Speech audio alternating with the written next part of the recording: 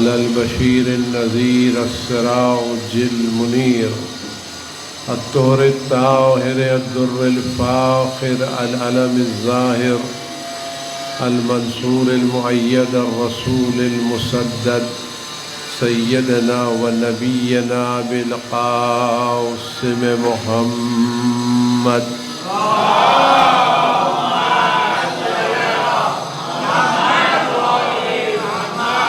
وعلى آله الطيبين الطاهرين المعصومين المظلومين الذين أذهب الله عنهم الرجس وطهرهم تطهيرا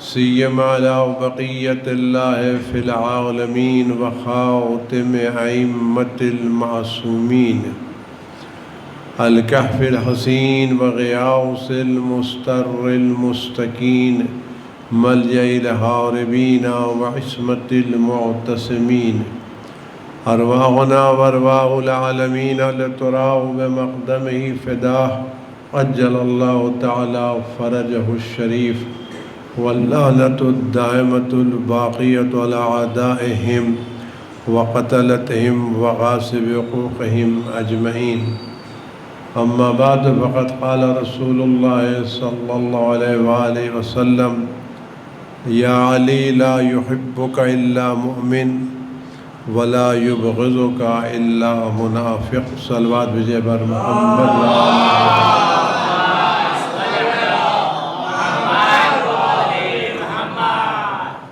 بمناسبت روز ولادت حضرت امیر المؤمنین علی ابن ابی طالب علیہ السلام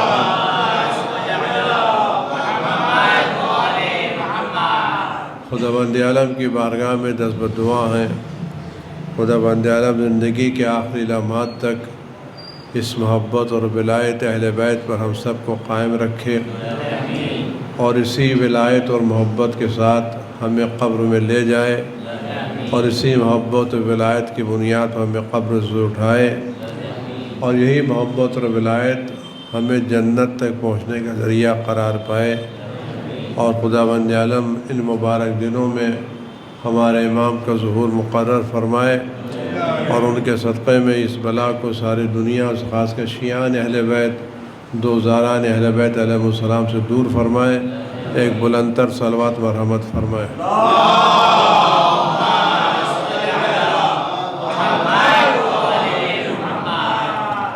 بھائیجان گرامی ہماری پہچان ولایت اور امامت اہل بیت ہے ہم پوری دنیا میں امامیہ کے نام سے مشہور ہیں اور ہماری شناخت امامت ہے یعنی ہم رسول خدا صلی اللہ علیہ وسلم کے بعد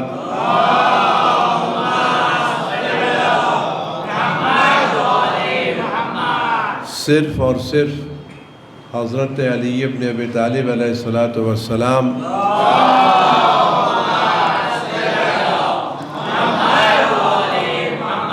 اور ان کے 11 فرزندوں کی امامت اور ولایت کے قائل ہیں ہم ان کے علاوہ کسی کی بھی امامت اور ولایت و خلافت کے قائل نہیں ہیں یہ ہمارا وہ عقیدہ ہے جو ہم علی الاعلان کہتے ہیں اور اس میں ہم کسی طرح کے تقیہ کا کام نہیں کرتے ہم علی علیہ السلام کو اور ان کے 11 فرزندوں کو حق جانتے ہیں اور ان کے علاوہ کسی اور کو ہم حق نہیں جانتے ہم صرف اور صرف علی کی ولایت کو حق جانتے ہیں اور ان کے علاوہ ہم کسی کو بھی حق پر نہیں جانتے بلکہ ان کے علاوہ جتنے ہیں سب کو ہم باطل پر قرار دیتے ہیں یہ ہمارا عقیدہ ہے اور اس عقیدے کو ہم چھپاتے بھی نہیں ہیں کسی کا احترام کر لینا کسی کی عیادت کر لینا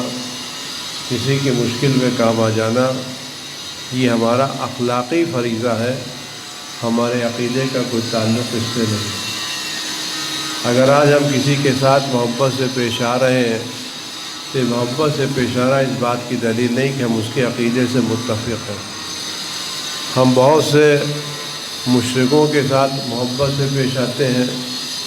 اس کووڈ میں ہم نے بہت سے لوگوں کی، ہمارے دوستوں نے، برادران نے، مومنین نے بہت سے لوگوں کی مدد کی ہے۔ یہ مدد انسانیت کی بنیاد پر، ہمدردی کی بنیاد کے اوپر، اخلاقی بنیاد پر ہے۔ اس مدد کا مطلب ہرگز یہ نہیں کہ ہم ان کے عقیدے سے متفق ہیں یا ان کے عقیدے کو برحق جانتے ہیں۔ اس بنا کے اوپر اگر حضرت علی علیہ السلام نے مشکلات میں لوگوں کی مدد کی ہے یا لوگوں کو مشورہ دیا ہے تو یہ مشورہ دینا ان لوگوں کی حقانیت کی دلیل نہیں ہے، یہ علی کے بلند اخلاق کی دلیل ہے۔ یہ مولا کائنات کے بلند ترین اخلاق کی دلیل ہے کہ مولا نے نیک مشورہ دینے کے لیے یہ نہیں دیکھا اپنا یا پرایا، لیکن اہل بیت سائل کو دیکھتے تھے، سائل کے مذہب کو نہیں پوچھتے تھے۔ اہل بیت نے کبھی بھی کسی کو دیتے وقت یہ نہیں پوچھا کیا یہ دینے والا میری ولایت کا قائل ہے یا ولایت کا قائل نہیں ہے۔ وہ دیکھتے تھے یہ مانگنے والا اللہ کی مخلوق ہے، اور اللہ کی مخلوق چونکہ اللہ کی مخلوق ہے لہذا ہمیں اس کا ساتھ دینا چاہیے۔ میں یہاں کے سامنے اس ولایت کے تعلق سے، یہ ولایت اہل بیت علیہ السلام اور ولایت علی ابن ابی طالب علیہ السلام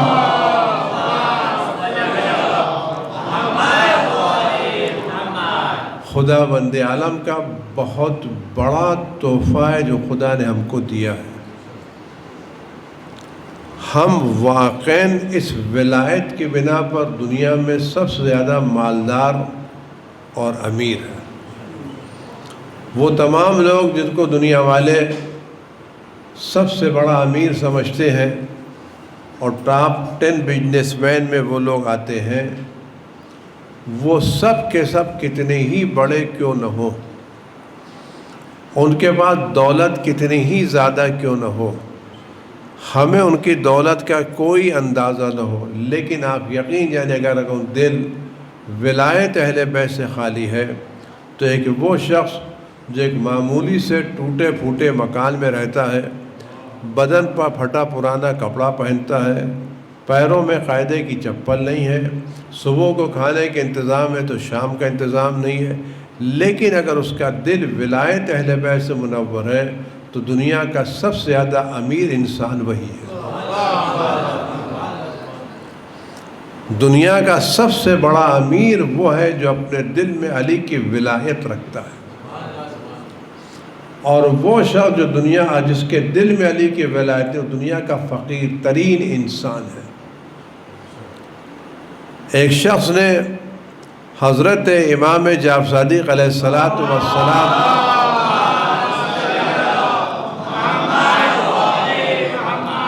کہ خدمت اقدس میں اپنی فقیری کی، تنگ دستی کی، پریشانی کی شکایت کی کہ مولا میں پریشان ہوں، گھر میں کھانے کو نہیں ہے، روزی نہیں ہے، روٹی نہیں ہے، پہننے کو نہیں ہے، کھانے کو نہیں ہے، اپنی فقیری کی شکایت کی کہ مولا میں فقیر ہو گیا ہوں، میں غریب ہو گیا ہوں، میرے پاس کچھ نہیں ہے۔ مولا نے اس کو پیسے تو بھجوا دیے، لیکن اس سے ایک سوال کیا کہ تم جو اپنے فقیر ہونے کا اعلان کرو، میں فقیر ہوں، میں فقیر ہوں، میں فقیر ہوں، میں کچھ نہیں ہے، یہ بتاؤ تمہارے دل میں جو ہماری ولایت ہے اس کو کتنے میں بیچ سکتے ہو؟ آیا تم اس کو 100 درہم میں، 1000 درہم میں، لاکھ درہم میں، کروڑ درہم میں بیچ سکتے ہو؟ کتنے میں فروخت کر سکتے ہو؟ تو جواب ملا مولا پوری دنیا مل جائے تب بھی نہیں بیچوں گا، پوری دنیا مل جائے تب بھی نہیں بیچوں گا۔ تو مولانا صاحب وہ لوگ جو اپنے دل میں ہماری محبت رکھتے ہیں اور محبت رکھنے کے بعد اپنے کو فقیر سمجھتے ہیں، وہ ہماری محبت کی توہین کر رہے ہیں۔ وہ شخص جو اپنے دل میں ہماری محبت محسوس کرے اور پھر اپنے کو فقیر سمجھے، ہماری محبت کی توہین کر رہا ہے۔ یہ ولایت اہل بیت علیہ السلام اتنی زیادہ اہم ہے کہ یہ صرف مومن کے دل میں آتی، منافق کے دل میں نہیں آتی، کافر کے دل میں نہیں آتی، کسی غلط جگہ پر نہیں آتی۔ روایتوں میں جو جملے ملتے ہیں بڑے عجیب و غریب جملے، خدا بند عالم نے سارے دریا زمین پر جاری کیے ہیں، خدا بند عالم نے سارے دریا زمین پر جاری کیے ہیں، لیکن محبت اہل بیت کا دریا اس نے آسمان پر جاری کیا ہے۔ یہ محبت اہل بیت دریا آسمان پر جاری کیا ہے، اور اب جب کوئی بندہ مومن دنیا میں آنے لگتا ہے، خدا اس محبت کے دریا سے ایک قطرہ اس کے دل میں ڈال دیتا ہے۔ یہ دریائے محبت اہل بیت آسمان پہ بہتا، زمین میں نہیں بہتا۔ اور یہ ولایت اہل بیت اتنی عظیم ہے، اتنی عظیم ہے کہ اس کا کوئی اندازہ نہیں لگایا جا سکتا۔ خاص کر علی ابن ابی طالب کی ولایت،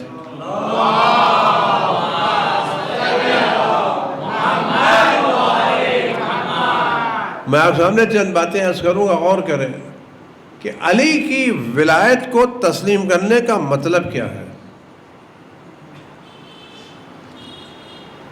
آج ہم پر یہ اعتراض کیا جاتا ہے اور ہمارے سامنے یہ بات بہت بڑھ چڑھ کے پیش کی جاتی ہے کہ ہم اکیلے علی کے چاہنے والے نہیں ہیں،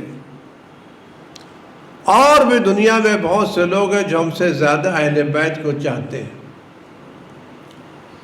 انہیں علیہ السلام کی شان میں کتابیں لکھی ہیں، روایتیں جمع کی ہیں، حدیثیں جمع کی ہیں، ولایت کے اوپر زیادہ کام کیا ہے۔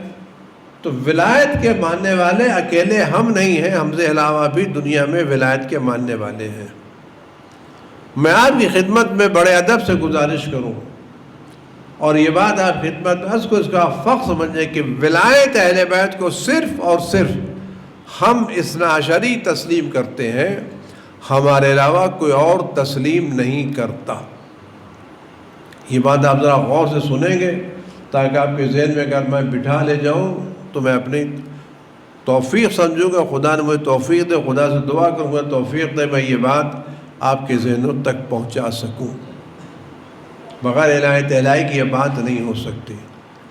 صرف اور صرف ہم اثنا عشری اکیلے ہیں جو واقعاً ولایت اہل بیت علیہ السلام کے قائل ہیں، بقیہ ہمارے علاوہ کوئی اور قائل نہیں ہے۔ اس پر آپ غور کریں گے کیونکہ بات بہت آسانی سے حلق سے اترنے والی نہیں ہے۔ میں بڑے ادب سے عرض کروں، آج کورونا ساری دنیا میں پھیلا ہوا ہے، ہر طرف اس کی مہاماری چل رہی ہے، ہر آدمی پریشان ہے، اس نے سب کے منہ بند کر دیے ہیں۔ جو بڑے بڑے لوگ منہ بند نہ کر پائے، ایک انسین وائرس نے سب کے منہ پر لگام لگا دی ہے۔ تو اس مہاماری کے زمانے میں، اس پریشانی کے زمانے میں، اس مصیبت کے زمانے میں اگر کسی شہر میں گورنمنٹ ایک بہترین کورونا کے ماہر ڈاکٹر کو بھیجے جس کے پاس کورونا کے ہر اسٹیج کا علاج ہو، اور یہ ڈاکٹر سرٹیفائی ہو اور اس نے بہت سے لوگوں کو ٹھیک کیا ہو، کورونا کا مرض کسی بھی اسٹیج پر ہو، ابتدائی اسٹیج پر ہو یا انتہائی اسٹیج پر ہو، سسٹم پائے جاتے ہوں یا نہ پائے جاتے ہوں، مریض گھر میں ہو یا وینٹیلیٹر پر ہو، ڈاکٹروں نے جواب دے دیا، اس کے باوجود یہ ڈاکٹر وہ جس کے پاس اس کا علاج ہے اور یہ واقعی علاج رکھتا ہے اور اس نے مریضوں کو ٹھیک کیا ہے، یہ شہر میں گورنمنٹ اس علاج کی خاطر اس کو بھیجے، شہر والے اس کا استقبال کریں، ہار پہنائیں، شال پہنائیں، احترام کریں، عزت کریں، اس کے اخلاقیات کے، اس کے آداب کے، اس کے طور طریقے کے، اس کے رہن سہن کے ہمیشہ مددار ہیں، تعریف کرتے رہیں کہ صاحب ایسا ڈاکٹر تو دیکھا نہیں، زبان میں وہ مٹھاس ہے کہ کوئی بات نہیں۔ آپ 12 بجے رات میں چلے جائیے تو بھی چہرہ نہیں بدلتا، لہجہ نہیں بدلتا، 2 بجے رات میں فون کیجئے تب بھی ویسی خندہ پیشانی سے پیش آتے ہیں۔ جس غریب کے گھر بلائیے چلے جائیے، جہاں جائیں سب کچھ بانے۔ کیسا ہم نے اپنی زندگی میں ایسا بااخلاق ڈاکٹر نہیں دیکھا، سب کچھ مانے، لیکن اس سے ڈاکٹر سمجھ کر کے اس سے دوا نہ لیں۔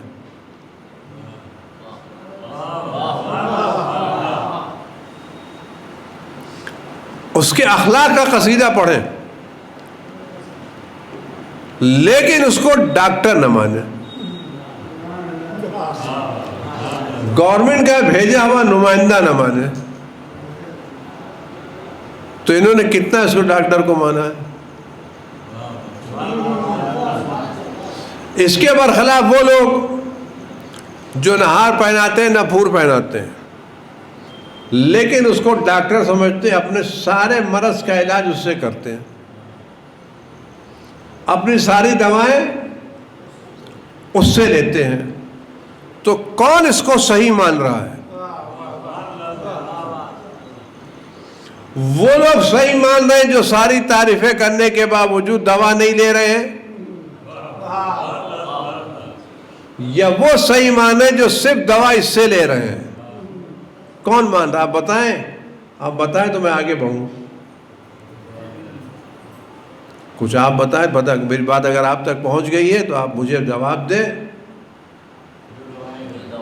جو دوا لے رہا ہے اور صرف اسی سے دوا لے رہا ہے وہ صحیح مان رہا ہے، اور جو اس سے دوا نہیں لے رہا ہے وہ نہیں مان۔ آپ سچ بتائیں، اس پوری دنیا میں کون علی کو بعنوان حجت خدا مانتا ہے؟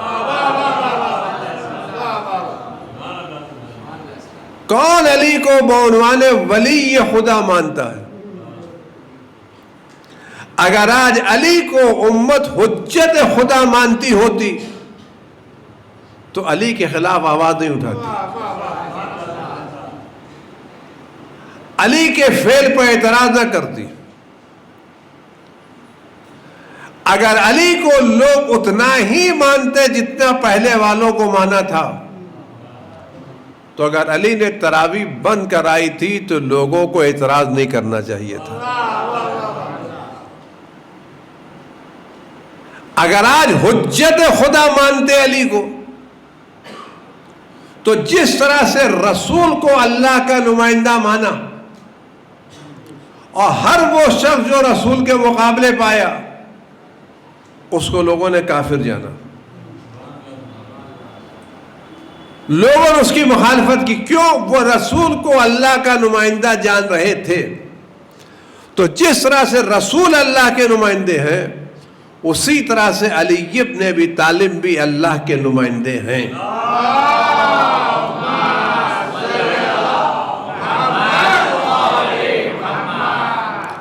اور میں ایک جملہ یہاں سے آپ سے عرض کروں اور بڑے ادب سے یہ بات آپ تک پہنچ جائے کہ علی علیہ السلام کو 2 طرح سے لوگ مانتے ہیں۔ ایک وہ جو ان کو رسول خدا کا بلا فصل خلیفہ مانتے ہیں، یہ لوگ کون کہلاتے ہیں؟ ایک وہ لوگ جو علی علیہ السلام کو رسول خدا کا بلا فصل خلیفہ مانتے ہیں اور کسی کو نہیں مانتے، یہ لوگ کیا کہلاتے ہیں؟ کیا کہلاتے ہیں؟ شیعہ کہلاتے ہیں۔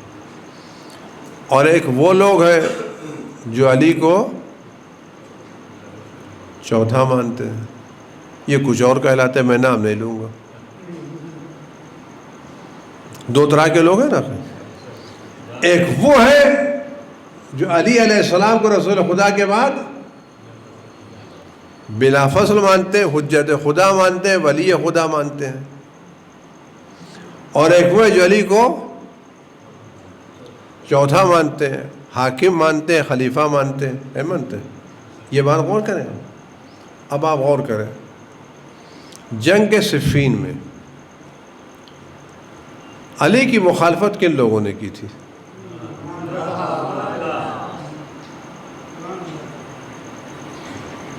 جنگ صفین میں علی کی مخالفت کن لوگوں نے کی تھی؟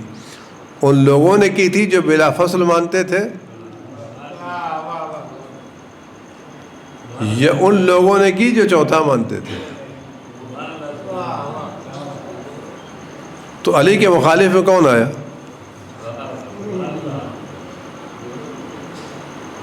آپ غور تو کریں، مخالفت کس نے کی صفین میں؟ امام حسن کی مخالفت کس نے کی؟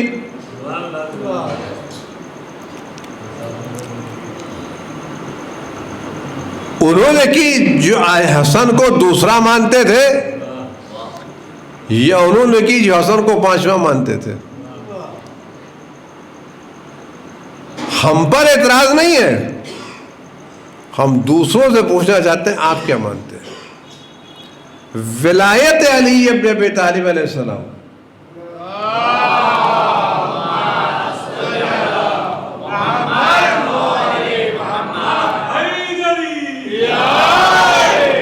یہ بات میں آپ خانے بڑے ادب سے عرض کرنا چاہتا ہوں، غور کریں۔ ولایت اہل بیت کے بغیر دین اسلام کا کوئی رکن مکمل نہیں ہے۔ ولایت اہل بیت کو چھوڑ کر کے توحید بھی مکمل نہیں ہے۔ میری بات نہیں ہے، اگر آپ ولایت اہل بیت کو چھوڑ دیں تو عقیدہ توحید مکمل نہیں ہے۔ اس کی وجہ میں آپ سے عرض کروں، آپ بڑی محنت سے، بڑی مشقت سے ایک عمارت تعمیر کر رہے ہیں، اور یہ عمارت روز اول سے حملوں کی زد پر ہو۔ آپ عمارت تعمیر کرائیں اور یہ عمارت روز اول سے حملوں کی زد پر، آپ نے رات میں دن میں اینٹیں اٹھائیں، رات میں لوگ گرا کر کے چلے گئے، 2 فٹ دیوار اٹھائی گرا کر کے چلے گئے، 4 فٹ دیوار اٹھائی گرا کر کے چلے گئے۔ ان تمام مخالفتوں کو آپ نے برداشت کیا، سہا، دیکھا، مقابلہ کیا، اور آخر کار بڑی محنت و مشقت سے عمارت تعمیر کر دی آپ نے۔ ساری مخالفتیں صحیح، سارے مصائب سہے، سارے چیزیں برداشت کی، اور برداشت کرتے کرتے آپ نے عمارت تعمیر کرا دی۔ اور تعمیر کرتے وقت آپ کو یہ احساس ہے کہ جو لوگ دشمن تھے ان کی دشمنی ختم نہیں ہوئی ہے۔ اگر اس احساس کے رکھتے ہوئے آپ اس عمارت کی حفاظت کا انتظام نہ کریں اور اس عمارت کو دوسروں کے حوالے کر کے جائیں بغیر کسی انتظام کے، تو کیا آپ نے کام صحیح کیا یا غلط کیا؟ آیا آپ کا کام درست کہلائے گا یا غلط کہلائے گا؟ آپ نے بڑی محنت کی، بڑی مشقت کی، زحمتیں برداشت کی، راتوں کو جاگے، پتھر برداشت کیے، زحمتیں برداشت کی، گالیاں سنی، سب کچھ آپ نے عمارت بنا دی۔ لیکن عمارت بنانے کے بعد اس کی حفاظت کا آپ نے انتظام نہیں کیا، لوگوں کے حوالے کے جو زیادہ ہو چلے جاؤ۔ آیا آپ کو دنیا والے کیا کہیں گے؟ کیا کہیں؟ آپ بتائیں تو میں آگے بڑھوں۔ شروع سے مخالفت ہے اور معلوم ہے مخالفت ہے، اور یہ مخالفت ختم نہیں ہوئی ہے، تو اے آدمی جانے سے پہلے اس کا مضبوطی سے حفاظت کا انتظام کرے گا نہیں کرے گا؟ اور کیسا انتظام کرے گا؟ کہ جب تک یہ عمارت رہے اس وقت تک اس کی حفاظت کا انتظام ہونے پائے۔ کیوں؟ اس کو یہ احساس ہے یہ عمارت اب دوسری مرتبہ نہیں بنے گی، اس عمارت کو ہمیشہ باقی رہنا ہے، اور جب تک یہ عمارت رہے گی دشمنی ہوتی رہے گی۔ اس احساس کے ساتھ آیا عمارت بنانے والے کے لیے ذمہ داری ہے یا نہیں کہ حفاظت کا انتظام کر کے جائے؟ اگر وہ حفاظت کا انتظام نہ کرے تو اس شخص کو آپ کیا کہیں گے؟ کامل کہیں گے، ناقص کہیں گے، صحیح کہیں گے، غلط کہیں گے؟ کیا فرماتے ہیں؟ میں آپ سے پوچھ کے آگے بڑھ رہا ہوں تاکہ آپ کے ذہن میں بات اتر جائے. کیا کہیں گے آپ اس کو؟ آپ سچ بتائیں، اگر ایک معمولی سی عمارت بنانے والا بغیر حفاظت کے انتظام کے نہیں جاتا تو جس خدا نے اسلام کو بھیجا کیا اس نے رسول کے بعد اس کی حفاظت کا کوئی انتظام نہ کیا ہوگا؟ اگر خدا بند عالم یہ جان رہا ہے کہ روز اول سے یہ عمارت اسلام خطرے میں ہے، تو اگر یہ خدا اس کی حفاظت کے انتظام نہ کرے تو خدا کامل کہلائے گا یا ناقص کہلائے گا؟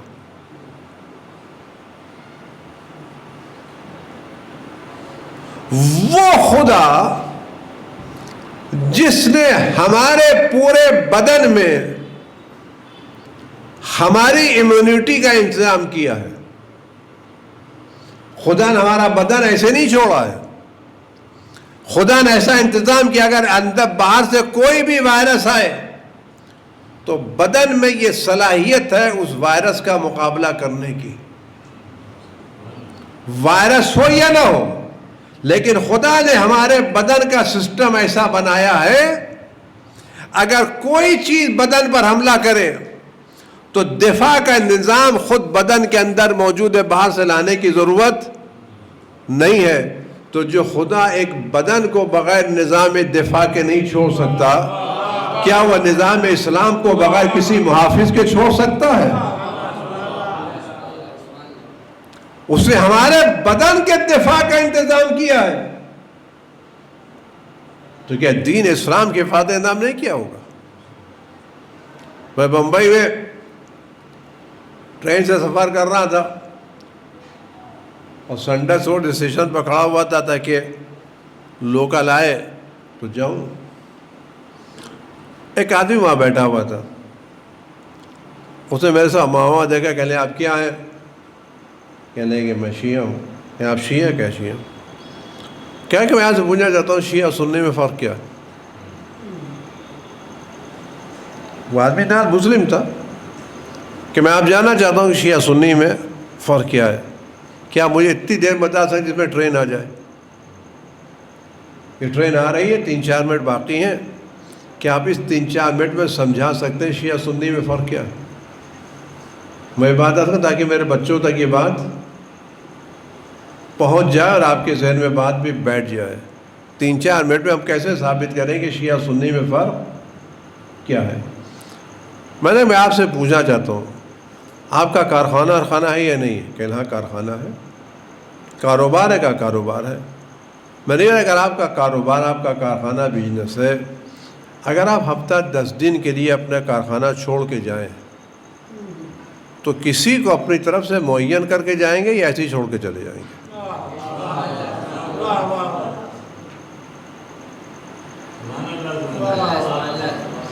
آپ 10-15 دن کے لیے شہر سے جائیں، آیا آپ اپنی 15 دن کی خاطر کارخانے میں کسی کو اپنی طرف سے معین کر کے جائیں گے یا نہیں جائیں گے؟ یا اس کارخانے کو لوگوں کے حوالے کر کے جائیں گے رحم و کرم پر کہ جو چاہے کارخانے والے کریں؟ کہ نہیں، میں جانے سے پہلے کسی کو اپنی طرف سے ذمہ دار قرار دوں گا تاکہ وہ میری عدم موجودگی میں میرے کارخانے کو دیکھتا رہے. میں نے ہمارا فرق یہ ہے، ہمارا کہنا رسول اللہ جانے سے پہلے امت کے لیے محافظ بنا کے گئے، دوسرے کہتے ہیں امت کے حوالے کر کے گئے. تو عقل مندی کا فیصلہ کس کا ہے؟ اور ایک بات آپ اور سن لیں، اگر آپ کسی کو معین کر کے جائیں اور اپنی طرف سے کسی کو معین کر دیں کہ جو آپ کے پاس آپ کے کارخانے کو دیکھے، اور آپ 15 دن کے لیے چلے جائیں، اور جب آپ واپس آئیں تو لوگ آپ کے معین کرنے والے کو نہ مانیں اور یونین والے کسی اور کو آپ کی جگہ پہ بٹھا دیں۔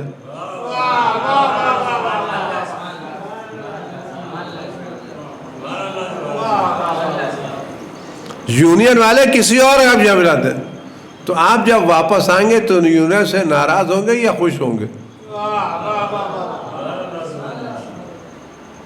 آپ کیا کریں گے؟ کہ ناراض ہوں گے۔ یہ توہین کس کی ہوگی؟ آیا یہ توہین صرف اس کی ہے جس کو آپ بنا کے گئے ہیں، یا توہین آپ کی ہے جس کو آپ نے بنایا یونین نے نہیں مانا؟ توہین کس کی ہے؟ آیا توہین صرف اس کی ہے جس کو آپ نے بنایا، یا توہین خود آپ کی ہے کہ آپ کے بنانے والے کو نہیں مانا گیا؟ اور ایک جملہ میں آپ سے اور بڑے ادب سے عرض کرنا چاہتا ہوں، اگر ہندوستان کی گورنمنٹ کسی کو کسی ملک میں اپنا سفیر و ایمبیسڈر بنا کے بھیجے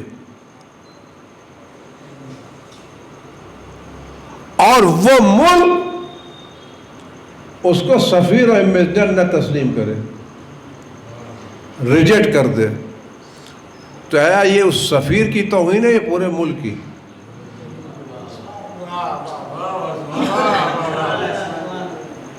کس کی توہین ہے؟ آپ سچ بتائیں۔ تو جو علی کی ولایت کا انکار کرے تو بات کہاں تک پہنچتی ہے؟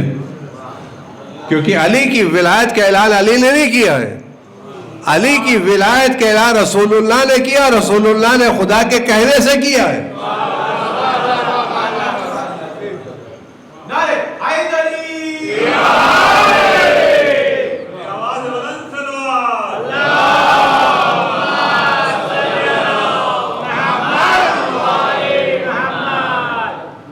علی کی ولایت کا اعلان علی نے نہیں کیا ہے، علی کی ولایت کا اعلان رسول اللہ نے کیا، اور رسول اللہ صلی اللہ علیہ وسلم نے خود سے نہیں کیا۔ رسول اللہ کس کے کہنے سے کیا؟ اللہ کے کہنے سے کیا۔ تو جو علی کی ولایت کا اعلان انکار کرے وہ کس کی توہین کر رہا ہے؟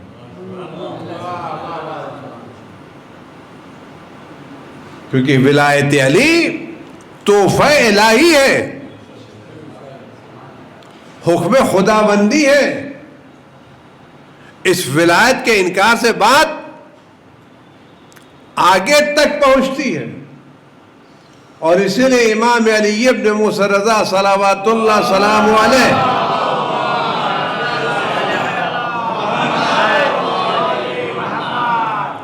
جب تشریف لے جا رہے تھے مدینے سے مرو، یہ بات میں درمیان میں جملہ عرض کرنا چاہتا ہوں، آپ کے ذہن میں رہنا چاہیے، مومن کو ہوشیار ہونا چاہیے۔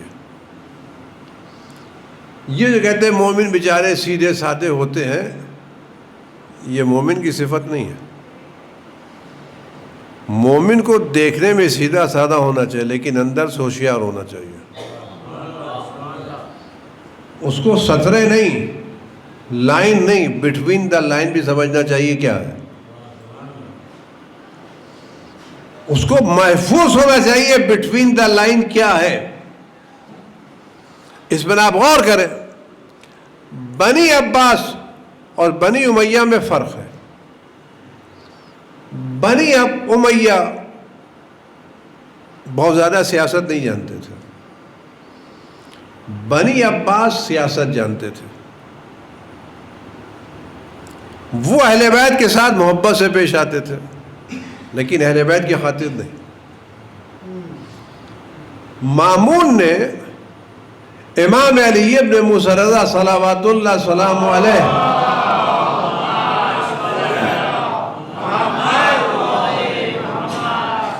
کو مرو سے مدینے سے مرو بلوایا.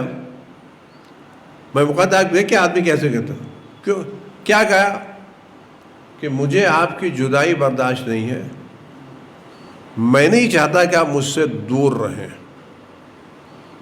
میں چاہتا ہوں آپ میرے پاس رہیں تاکہ میں آپ کے علم سے, آپ کے اخلاق سے, آپ کے دین سے, آپ کے تقوی سے, آپ کی استفادہ کروں. مجھے آپ کی جدائی برداشت نہیں ہے. مسئلہ وہ نہیں تھا, مسئلہ کچھ اور تھا. مسئلہ کیا تھا کہ مدینہ مرکز ہے, لوگ دنیا کے ہر گوشے سے مدینے جائیں گے ضرور, اور جب مدینے جائیں گے تو امام سے ملیں گے ضرور,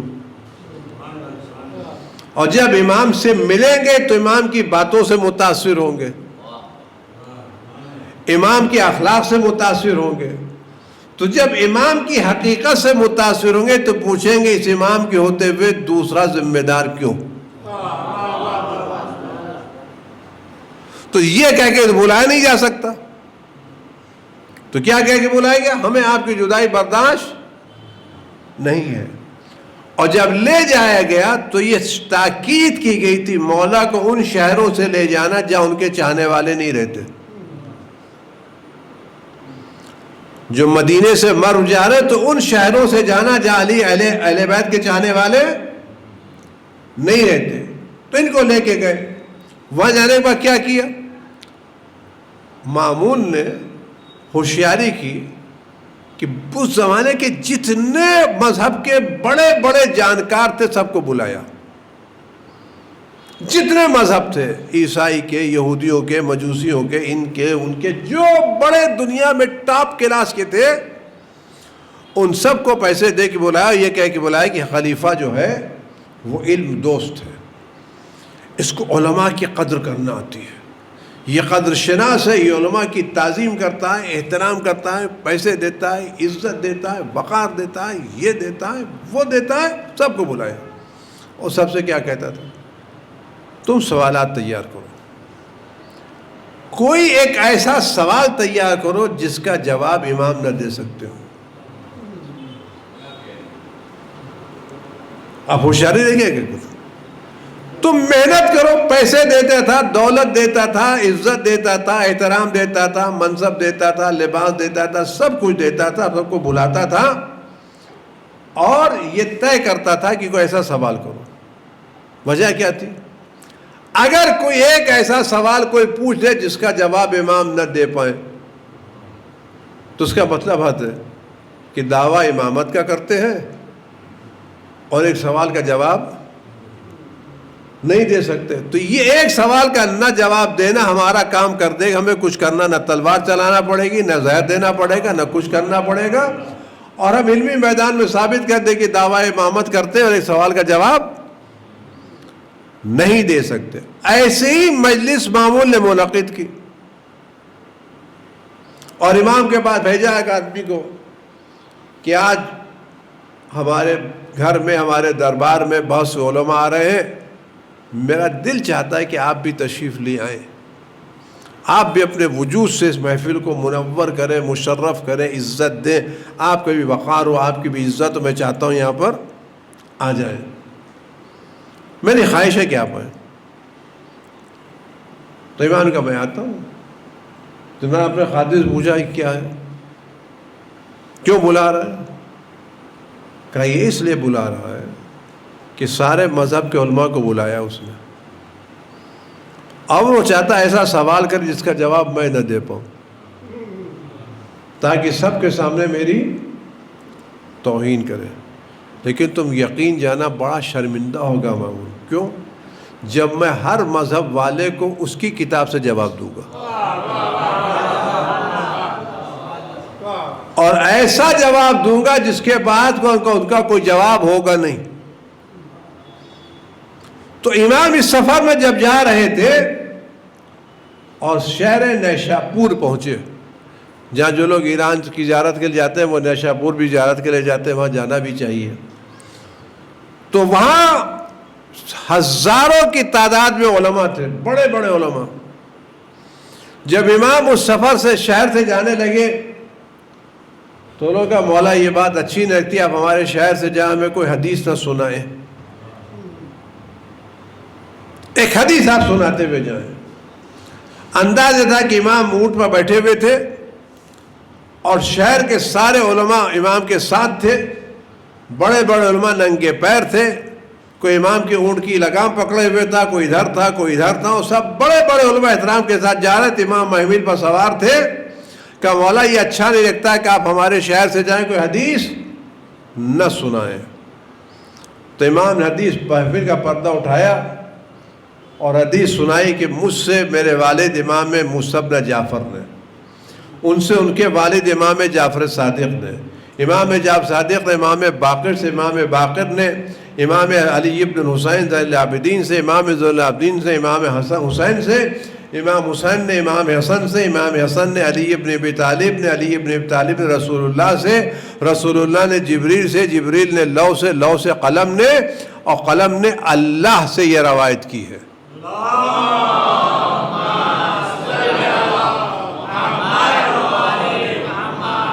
اس سلسلے کہتے ہیں گولڈن چین، اس روایت میں کوئی بھی غیر معصوم نہیں ہے، اس روایت کے سلسلے میں ہر شخص معصوم، کہ اللہ کا ایک قول ہے کلمۃ لا الہ الا اللہ حصنی ومن دخل حصنی امن من عذابی، کلمہ لا الہ الا اللہ، کلمہ توحید میرا قلعہ ہے، یعنی جو یہ کہے کہ اللہ کے علاوہ کوئی دوسرا خدا نہیں ہے وہ میرے قلعے میں، میرے ڈج میں، میرے فورٹ میں داخل ہو گیا ہے، اور جو میرے قلعے میں داخل ہو جائے وہ میرے عذاب سے محفوظ ہو گیا۔ کلمۃ لا الہ الا اللہ حصنی ومن دخل حصنی امن من عذابی، امام نے جملہ فرمایا اور سواری آگے بڑھ گئی، لوگوں کے ذہن خوشی سے بھول گئے، یعنی اب ہمیں نجات کے لیے توحید کافی ہے، نجات کے لیے توحید کافی ہے، بس اگر ہم توحید کو مانتے ہیں بقیہ امامت وغیرہ کی ضرورت نہیں ہے۔ جب لوگوں کے ذہن میں سوال آگنے لگے تو امام نے محمل کا پردہ اٹھایا کہ لیکن بشروطہا وانا من شروطہا، کلمہ توحید اسی کو بچائے گا چند شرطوں کے ساتھ، ان شرطوں میں ایک شرط میں ہوں، میری امامت بھی ہے، یعنی بغیر ولایت کے توحید مکمل ہی نہیں ہے۔ اور یہ بات میں اکیلے نہیں کہتا، یہ روایت اہل سنت کے بڑے بڑے علماء نے نقل کی ہے، اور یہ ہمارے مذہب کا معجزہ ہے کہ ان تمام روایتوں کو ان میں جمع کر دیا گیا۔ میں ایک جملہ آپ سے عرض کروں، بھئی آپ کے ذہن میں بات رہے، شاید آپ کو شکتا معلوم ہو کہ پیغمبر کے انتقال کے بعد حدیثوں پر پابندی تھی، 90 سال تک پیغمبر کی ایک حدیث بیان نہیں ہوئی ہے، اور یہ بھی آپ کو ذہن میں ہونا چاہیے کہ بڑے بڑے لوگوں نے پیغمبر کی 500 حدیثیں جلائی ہیں، ایک صاحب نے 500 حدیثیں جلائی ہیں اور دوسرے صاحب نے حدیثوں کی 250 کتابیں جلائی ہیں۔ 500 حدیثیں جو پیغمبر سے سنی تھی وہ، اور وہ 250 کتابیں جو اصحاب نے حدیث پر لکھی تھی وہ لوگوں نے جلا دی، اور 90 سال تک حدیث بیان کرنے پر پابندی تھی۔ اس کے باوجود کتابوں میں اگر علی کی فضیلت مل جائے کسی معجزے سے کم نہیں ہے، اور پھر جو کتابیں لکھی گئی وہ سینسر بورڈ کے پاس لکھی گئی۔ میں جملہ آپ کا آپ غور کریں اپنے مذہب کی حقانیت کے بارے میں۔ اہل سنت کی بہت معتبر کتاب ہے صحیح بخاری، کہتے ہیں خدا کے بعد اگر کوئی کتاب معتبر ہے تو صحیح بخاری۔ اس صحیح بخاری میں اس شخص سے روایت ہے جس نے ابن ملجم کی شان میں قصیدہ کہا ہے۔ صحیح بخاری میں اس شخص سے روایت ہے جس نے ابن ملجم کی شان میں قصیدہ کہا ہے، اور پوری صحیح بخاری میں ایک روایت امام صادق سے نہیں ہے۔ امام جعفر صادق سے ایک روایت صحیح بخاری میں نہیں، ابن ملجم کی شان میں قصیدہ کہنے والے کے بارے میں روایت ہے. آپ سمجھیں کتنا حساس کام ہوگا، کتنا سینسر ہے. اس سینسر کے باوجود یہ روایت اگر بغدادی اپنی تاریخ میں لکھیں اور بقیہ علماء سنت اپنی کتابوں میں اس روایت کو لکھیں تو معجزہ ہے یا نہیں ہے؟ روایت غور کریں آپ اور اپنی قسمت پر ناز کریں، شکر میں سجدہ کریں، اور اس نعمت پر اگر آپ سجدے میں سر رکھنے کے بعد زندگی بھر نہ اٹھائیں تب بھی آپ نے بہت بڑا کام نہیں کیا ہے. یہ بہت بڑی نعمت ہے جو اللہ نے آپ کو دی ہے. حضرت رسول خدا صلی اللہ علیہ وسلم کی روایت ہے،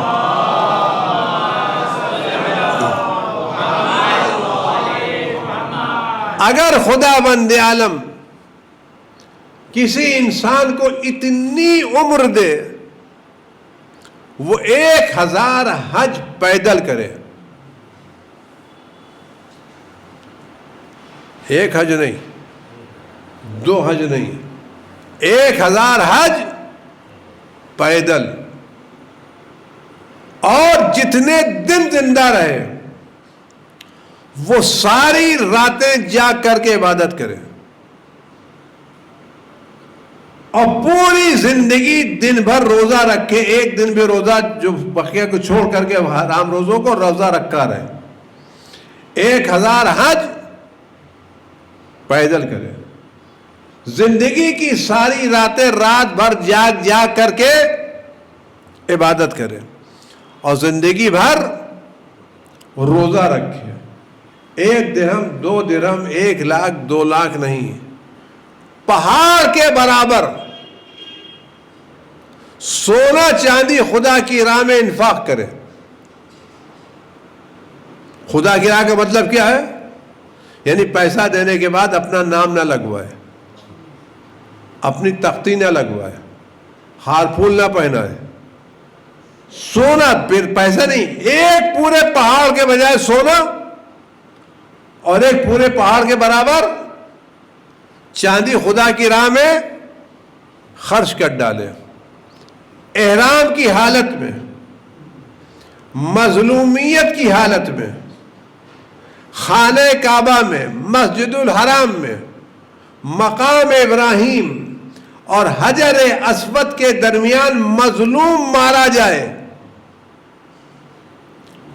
آپ غور کریں روایت کیا ہے، پھر دوہرا رہا ہوں، 1000 حج پیدل کرے، پوری زندگی راتوں کو جاگ کر کے عبادت کرے، ساری زندگی دن بھر روزہ رکھے، جاڑے میں گرمی میں برسات میں مسلسل روزہ رکھتے رہے، اور سونا پہاڑوں کے برابر سونا چاندی خدا کی راہ میں خرچ کرے، اور دنیا کی مقدس ترین جگہ کربلا کے بعد خانہ کعبہ، مسجد الحرام، مسجد الحرام میں مقدس ترین جگہ مقام ابراہیم حجر اسود کے درمیان ہے. اس مقدس ترین جگہ پر مظلومیت کی حالت میں احرام پہنے ہوئے قتل کیا جائے، لیکن اگر علی کی ولایت کا قائل نہیں ہے تو اللہ اس کو منہ کے بھر جہنم میں بھیج دے گا. صلوات بھیج بر محمد والو.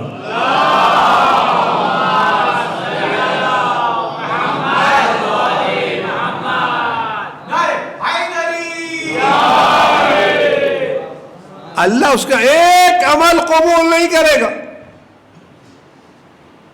اس کو سیدھے منہ کے بھل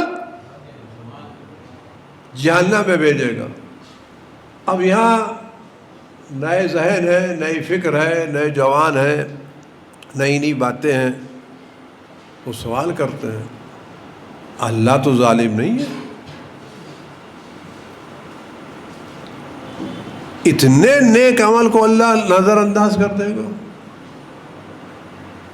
اس نے کتنے نیک عمل انجام دیے ہیں، اتنا سارا نیک عمل اللہ تعالیٰ کچھ قائل ہی نہیں ہے، بالکل زیرو. اس کا سونا بیکار گیا، چاندی بیکار گئی، حج بیکار گیا، نمازیں بیکار گئی، عبادتیں بیکار گئی، اور ہم جو ٹوٹی پھوٹی نمازیں پڑھتے ہم نکل جائیں گے، وہ بیچارہ اتنی بڑی نمازیں پڑھ کے، روزہ رکھ کے، حج کر کے، زکوٰۃ دے کر کے، وہ بیچارہ سیدھے سیدھے جہنم میں جائے گا، اور ہم ٹوٹی پھوٹی نمازیں پڑھ کر کے جنت لے لیں گے۔ یہ اللہ کے مزاج کے کچھ نہ کچھ تو اللہ کو دے دینا چاہیے۔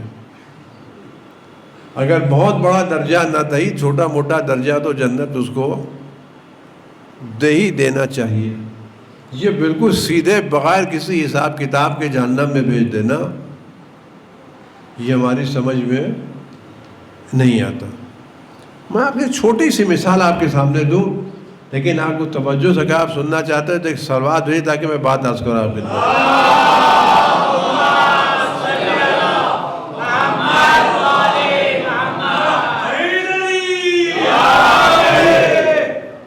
ایک شخص نہایت خضوع کے ساتھ، خشوع کے ساتھ، اذان کے ساتھ، اقامت کے ساتھ، صحیح تجوید کے ساتھ، صحیح قرات کے ساتھ، رو رو کر کے، گڑ گڑا کر کے نماز پڑھے، اول وقت پڑھے، سارے مستحبات کے ساتھ پڑھے، لیکن بغیر وضو کے پڑھے،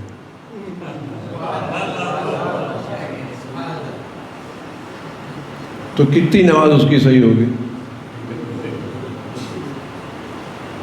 زندگی بھر اول وقت نماز، وضو نہیں، باقاعدہ سمندر میں گوتا لگا کر دریا میں جائے، ڈبوئے، نہا کر کے آئے، روگ ایک سورہ شروع کرے تو آنکھوں سے آنسو جاری ہو کہ زمین تر ہو جائے، سجدے میں جائے تو ایک ایک گھنٹے تک سر نہ اٹھائے، رکوع میں جائے تو رکوع میں کھڑا رہے، اور زندگی بھر اسی خضوع خشوع کے ساتھ نماز پڑھے، لیکن بغیر وضو کے پڑھے، تو کتنی نماز اس کی صحیح ہوگی؟ ایک کو صحیح ہوگی یا سب جائے گی؟ کیوں جائے گی؟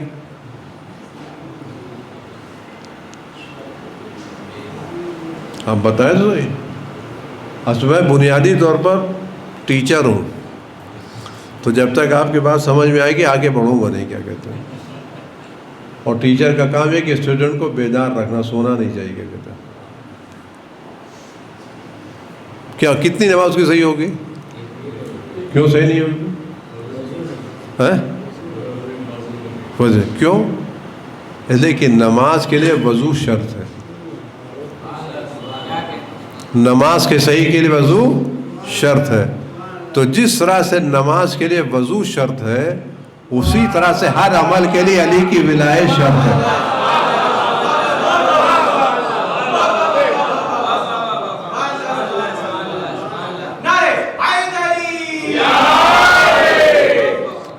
اگر زندگی بھر پڑھی ہوئی نمازیں بغیر وضو کے باطل ہیں، اور یہ خدا کے عدل پر حرف نہیں آتا، تو بغیر ولایت علی کے اگر خدا کسی کو جہنم میں بھیج دے، کہ خدا نے شرط رکھی ہے اعمال کی قبولیت کی، ولایت علی کے بغیر کوئی عمل اللہ کی بارگاہ میں قبول نہیں ہے۔ ایک دوسری چھوٹی سی مثال آپ کے سامنے دوں تاکہ بات آپ کے ذہن میں اور اتر آ جائے۔ نوٹ چھپتے نہیں چھپتے، اس نوٹ میں، ہر بڑے نوٹ میں بیچ میں ایک لکیر ہوتی ہے چاندی کی، اگر یہ چاندی کی لکیر نہ ہو، اب آپ غور کریں، میں آج بات کر رہا ہوں، ایک آدمی نے بڑے اچھے اچھے نوٹ جمع کیے، بالکل نئے عمدہ قسم کے، اور ایک نے پھٹا پرانا نوٹ استعمال کیا۔ ایک آدمی کے پاس پرانے زمانے کے 1000 کے نوٹ ہیں، ہوں گے نہیں کسی کے پاس، میں مثال دے رہا ہوں کیا کہتے ہیں، اور پرانے زمانے کے 500 کے نوٹ جمع ہوئے ہیں، اور ایک آدمی کے پاس 10 روپے کا پھٹا پرانا نوٹ ہے، ایک آدمی کا پرانے 1000 روپے کے گڈی کی گڈی رکھی ہوئی ہے، 500 کے دیں، بازار میں یہ 10 روپے کا پھٹا پرانا نوٹ لے کے جاتا ہے، اور وہ ہزاروں روپے کا نوٹ لے کے جاتا ہے، مال کس پر ملے گا؟ کیوں؟ لیکن وہ مال، وہ پیسہ ویلڈ نہیں ہے، ویلڈ نہیں۔ یہ نہ دیکھو کہ پیسے کی تعداد کتنی ہے، یہ دیکھو ویلڈ پیسہ کس کے پاس ہے۔ تو جس طرح سے جس کے پاس ویلڈ پیسہ ہے مال اسی کو ملے گا، جس کے پاس ان ویلڈ پیسہ اس کو نہیں ملے گا۔ یہ نہ دیکھو نمازیں زیادہ کون پڑھ رہا ہے، یہ دیکھو ولایت کے ساتھ کون پڑھ رہا ہے۔ جو ولایت کے ساتھ پڑھ رہا ہے اس کی نماز ویلڈ، اور جو پڑھ رہا ہے بغیر ولایت کے اس کے بعد ان ویلڈ نوٹوں کی گٹی تو ہے، لیکن 1 پیسے کی ماچس ملنے والی نہیں ہے۔ لیکن جس کے پاس پھٹا پرانا نوٹ ہے وہ سب خریدے گا۔ لہذا آپ یہ نہ دیکھو کہاں کی مسجدیں آباد ہیں، کہاں کی نمازیں زیادہ ہیں، یہ دیکھو مسجدیں کم ہیں لیکن ولایت کس کے دل میں پائی جاتی ہے۔ جس کا دل ولایت علی سے منور ہے اس کی نماز بھی قبول ہے، اس کا روزہ بھی قبول ہے۔ یہ ولایت عظیم دولت ہے جو اللہ نے دی ہے، اس ولایت کی حفاظت کیجیے، اس ولایت کو بچا کے رکھیے، خاص کر اس واٹس ایپ کے زمانے میں، اس سوشل میڈیا کے زمانے میں، اس فیس بک کے زمانے میں، کیونکہ ہمارے نئی نسل جو ہے واٹس ایپ پہ آنے والے میسج کو سمجھتی ہے اللہ کی وحی نازل ہو گئی ہے۔ آپ جوانوں کو دیکھ لیجئے، آپ جوان سے کوئی بات اپنے منہ سے کہیے تو اتنا نہیں مانتے، لیکن اگر واٹس ایپ پر کوئی میسج آ جائے کہ مولانا دیکھیے واٹس ایپ پر میسج آیا ہے، نہ بھیجنے والے کا پتہ ہے نہ لانے والے کا پتہ ہے۔ لہذا اس شیطان سے بالکل محفوظ رکھیے۔ اور میں اپنے جوانوں سے بات آخر میں کہوں کہ میں آپ کو موبائل سے روکتا نہیں، آپ رکیں گے بھی نہیں،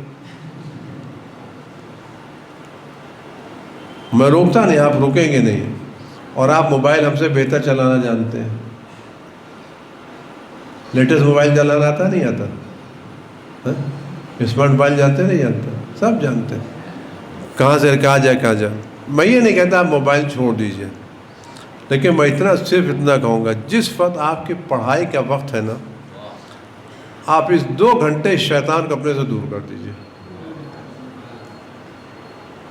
اور یہ شیطان سب کچھ ہونے کے باوجود امانت دار ہے۔ کیسا امانت دار ہے؟ اگر آپ اس کو 2 گھنٹہ آف کر کے رکھ دیں گے اور 2 گھنٹے کے بعد آپ کھولیں گے تو آپ کے سارے میسیج مل جائیں گے، سارے مس کال مل جائیں گے، سارے پیغامات مل جائیں گے، کوئی چیز آپ کے غائب نہیں ہوگی۔ تو لیکن اگر یہ 2 گھنٹہ آپ نے پڑھائی میں اس کو بند نہیں کیا تو یہ 2 گھنٹہ 2 مرتبہ آپ کو نہیں مل سکتا۔ یہ آپ کی زندگی کا قیمتی وقت 2 مرتبہ نہیں ملتا۔ میں یہ نہیں کہتا کہ آپ موبائل بند، آپ بند نہیں کریں گے، لیکن جس وقت آپ پڑھنے کے لیے بیٹھیں، روزانہ 1 گھنٹہ 2 گھنٹہ جس وقت پڑھنے کے لیے بیٹھے، اس شیطان کو آف کریں اور توجہ کے ساتھ اپنی پڑھائی پر توجہ دیں۔ اور میں علیہ السلام کے تعلق سے ایک بات آپ سے عرض کرنا چاہتا ہوں، پوچھنا چاہتا ہوں، آیا پڑھا لکھا بچہ، باادب بچہ، اسکور کرنے والا بچہ اپنے گھر والوں کی عزت کا سبب ہوتا ہی نہیں ہوتا؟ کون بچہ اپنے گھر کی عزت کا سبب ہوتا ہے؟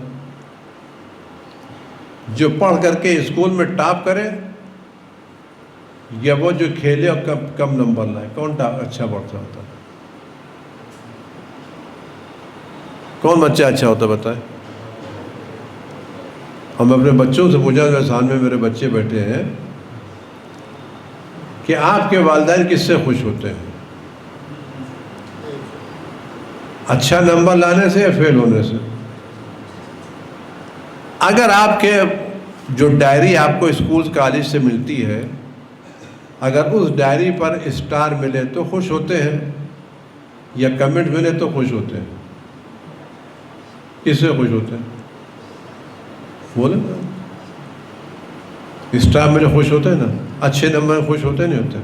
میرے سوال ہے، آپ علیہ السلام کو چاہتے نہیں چاہتے؟ کتنا چاہتے ہیں؟ بولے کتنا چاہتے ہیں؟ بہت زیادہ، بہت زیادہ چاہتے نہیں چاہتے؟ اگر بہت زیادہ چاہتے ہیں تو اگر آپ اپنے اسکول میں اچھے نمبروں سے پاس ہو، علی خوش ہوں گے نہیں ہوں گے؟ اگر آپ فیل ہو تو علی خوش ہوں گے یا ناراض ہوں گے؟ تو آپ کو کیا کرنا چاہیے؟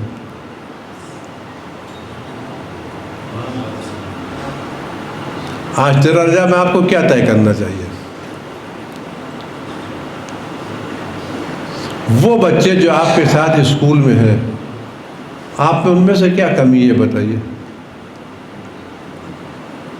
ان کے پاس کوئی آنکھیں زیادہ ہیں، دماغ زیادہ ہے، چیزیں زیادہ ہیں، یا جو چیز ان کے پاس آپ کے پاس بھی ہے کہ نہیں؟ ہے کہ نہیں؟ اگر ہے تو اگر آپ تھوڑی سی محنت کریں تو کون کون خوش ہوگا آپ سے؟ آپ کے والدین خوش ہوں گے، آپ کے محلے والے خوش ہوں گے، ائمہ معصومین خوش ہوں گے، علیہ السلام خوش ہوں گے، امام زمانہ خوش ہوں گے نہیں خوش ہوں گے؟ اگر امام زمانہ خوش ہوں گے تو ہم بچوں کو کیا کرنا چاہیے؟ ہم خوش کر سکتے ہیں نہیں کر سکتے؟ ہم ٹاپ کر سکتے ہیں نہیں کر سکتے؟ کر سکتے ہیں۔ تو اس مجمع میں کتنے بچے ہاتھ اٹھائیں گے کہ ہم اس سال امتحان میں ٹاپ کریں گے؟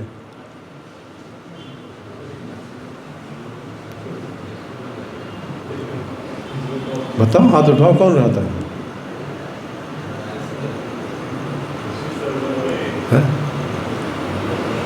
اتنا بڑا آپ کو ایوارڈ مل رہا ہے تو آپ حاصل کریں گے نہیں کریں گے؟ بولو، کون ہاتھ اٹھاتا ہے؟ اور اٹھاؤ، اور اٹھاؤ، ایک ہاتھ اٹھاؤ، اور اٹھاؤ، اور سب گھبرانے کی کیا بات ہے؟ آپ سچ بتائیں، آپ جب فیلڈ میں کھیلنے کے لیے اترتے ہیں تو آپ جیتنے کو اترتے ہیں یا ہارنے کے لیے؟ اگر آپ کرکٹ کھیلتے ہیں، فٹ بال کھیلتے ہیں، اور آپ کا کسی دوسری ٹیم سے میچ ہوتا ہے تو آپ اس میچ میں جیتنے کی نیت سے اترتے ہیں یا ہارنے کی نیت سے؟ جیتتا کون ہے؟ جو جیتنے کی نیت سے اترتا ہے۔ جو خالی کھیلنے کی نیت سے اترتا ہے وہ نہیں جیتتا۔ جیتتا کون ہے؟ جو جیتنے کی نیت سے اترتا ہے۔ تو وہ بچہ جو اسکول میں یہ جھوک کے جائے گا مجھے ٹاپ کرنا ہے، وہ ٹاپ کرے گا۔ آپ کی نیت آپ کو ٹاپ کرائے گی، آپ کی محنت آپ کو ٹاپ کرائے گی۔ اگر آپ واقعی 13 رجب منانا چاہتے ہیں تو 13 رجب کو آپ مولا کو کیا تحفہ دے سکتے ہیں اس سال؟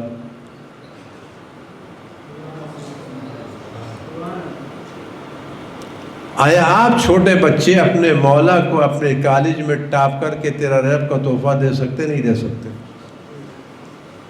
دیں گے انشاءاللہ؟ اگر دیں گے تو ہاتھ اٹھا کے صلوات بھیجیے محمد آل محمد۔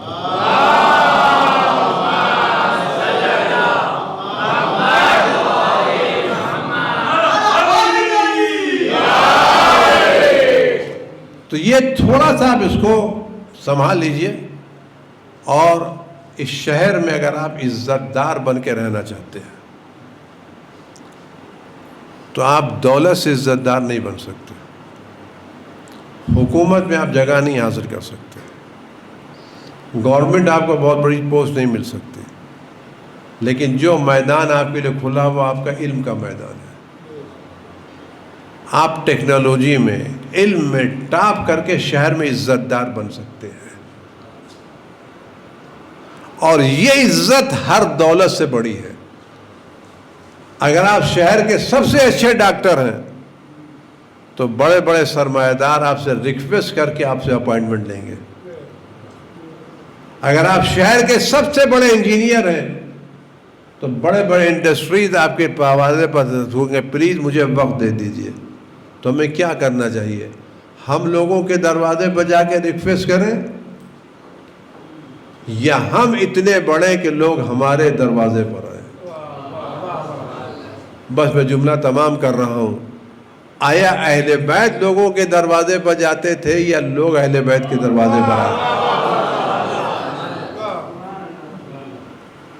اگر اہل بیت لوگوں کے دروازے پر جاتے تھے تو ہمیں لوگوں کے دروازے پر جانا چاہیے.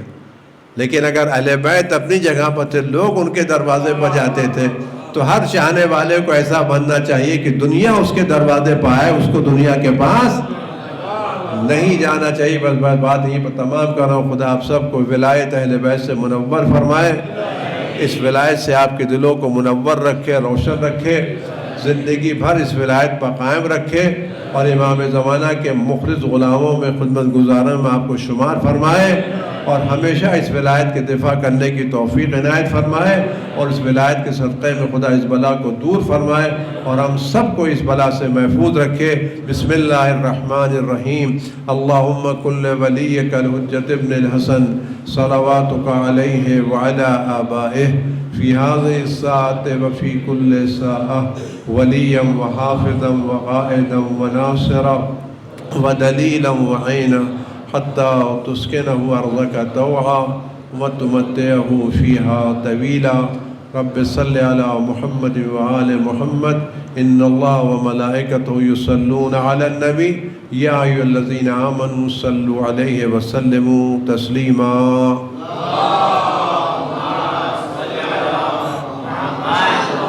آپ سے گزارش ہے جب تک یہ ہوا چل رہی ہے احتیاط پوری طرح سے کیجیے، ہاتھ ملانے میں، گلے ملنے میں، اور یہ خوشی کے موقع پر عطر لگانے میں احتیاط کیجیے، کیونکہ ایک ہاتھ سے دوسرے ہاتھ پہ جا سکتا ہے. دوسروں کی بنا پہ بلا پھیلے، ماتمداروں کی بنیاد پر نہیں پھیلنا چاہیے.